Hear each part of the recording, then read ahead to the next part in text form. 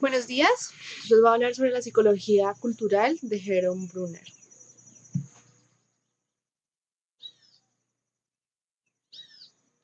Nació el 1 de octubre de 1915 en un vecindario de clase media en Nueva York.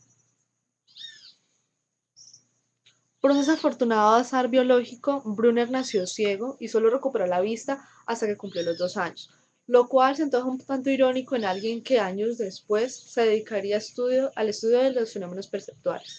Siempre mantuvo una relación cordial con su padre, pero este murió cuando Hermann apenas tenía 12 años de edad. La familia Brunner comprendió que el futuro dependía de aquello que fueran capaces de hacer por sí mismos, y por ende la formación académica de Hermann siempre estuvo entre sus prioridades. En 1938, Brunner tenía que decidir dónde continuaría sus estudios y eligió la Universidad de Harvard. Durante su estancia en Harvard, conoció a su primera esposa, Catherine Frost, y se involucró en la guerra. Durante la Segunda Guerra Mundial, Brunner trabajó como experto en el área de conflictos psicológicos para el ejército norteamericano destacado en Francia.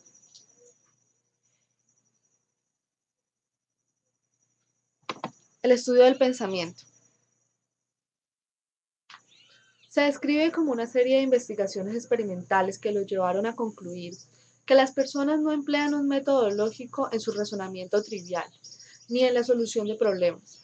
Más bien, señala Brunner, las personas seleccionan y emplean unas estrategias y unas reglas eh, posibles.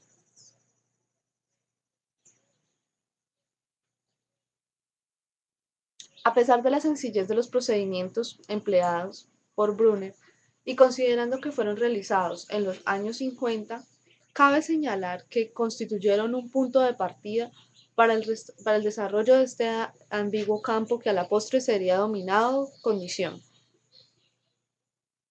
En el campo educativo. En el pensamiento bruneriano existen dos autores vertebrales, Vygotsky y Piaget. De ambos, Brunner extrajo una concepción evolutiva y constructivista del desarrollo humano, pero Brunner los integró a su propio marco conceptual, ajustándolos y enriqueciéndolos en sus propias ideas. Estos marcos le generaron una dificultad mental a Brunner, ya que las ideas de ambos no eran del todo conmensurables.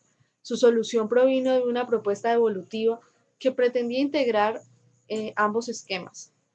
Así entonces Brunner propuso tres modalidades de representación que ocurren sucesivamente durante el crecimiento mental. La primera fase fue denominada inactiva, consiste en saber qué hacer, es decir, se refiere a la acción. En ella, el infante almacena el conocimiento en forma de hábitos de actuar, como las acciones de nadar o andar en bicicleta. La segunda, llamada icónica, consiste en representar acontecimientos y relaciones mediante imágenes.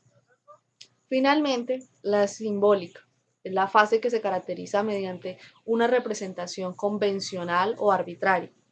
Una cosa puede ser representada por otra mediante un acuerdo netamente convencional, como en el caso de la matemática, el arte o el lenguaje. Brunner pone especial énfasis en el pensamiento intuitivo, en lugar de considerar formas rígidas de pensar, de deducir o de pensar. Brunner se pronuncia por el fortalecimiento de un ejercicio mental intuitivo o en contraste con el énfasis casi exclusivo de un pensamiento de tipo analítico, es decir, el sustentado en procedimientos lógicos deductivos. Pensamiento narrativo o paradigmático. Brunner represó sus caracterizaciones de dos tipos de pensamiento y los describe como dos modalidades de la mente humana. El primero, el racional y formal, lo denominaba paradigmático, y el segundo, el intuitivo franco, como el pensamiento narrativo. En efecto, corrientemente pensamos narrativamente, incluso para entender asuntos triviales. La imaginación o intuición paradigmática, aclara Brunner, no es igual a la imaginación de un novelista o un poeta. En cambio, es la capacidad de conocimientos formales.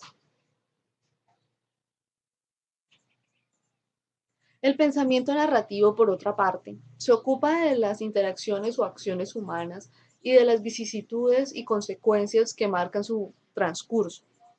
La narrativa, entonces, es la forma en que se adapta nuestra mente cuando queremos entender las acciones y los motivos de otro, sean personajes de carne y hueso o de ficción, así como de nosotros mismos. De acuerdo con Brunner, la mente humana, tanto en su modalidad pragmática como en la narrativa, requiere del empleo de aquellos recursos culturales que la sociedad en un momento determinado nos ofrece. Siguiendo la metáfora de Vygotsky acerca de los símbolos como metas psicológicas de la mente, son precisamente estos recursos simbólicos los que regulan la actividad mental.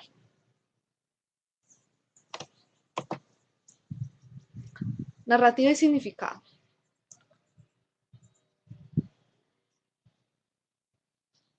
Ahora bien, ¿qué es el significado? El significado es el resultado de un fenómeno referente cualquiera con un signo o un símbolo. Se trata de un proceso netamente convencional o arbitrario. La idea de mente de Brunner se refiere al empleo de los artefactos o los recursos simbólicos disponibles en la cultura específica.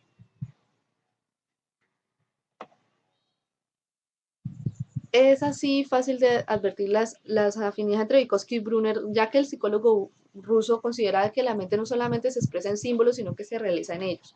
De hecho, tanto la mente humana como la cultura podrían ser tratados como sistemas simbólicos.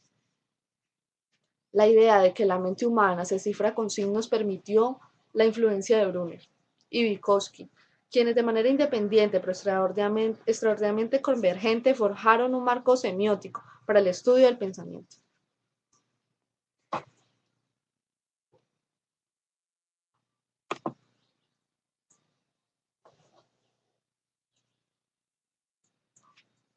Conclusión.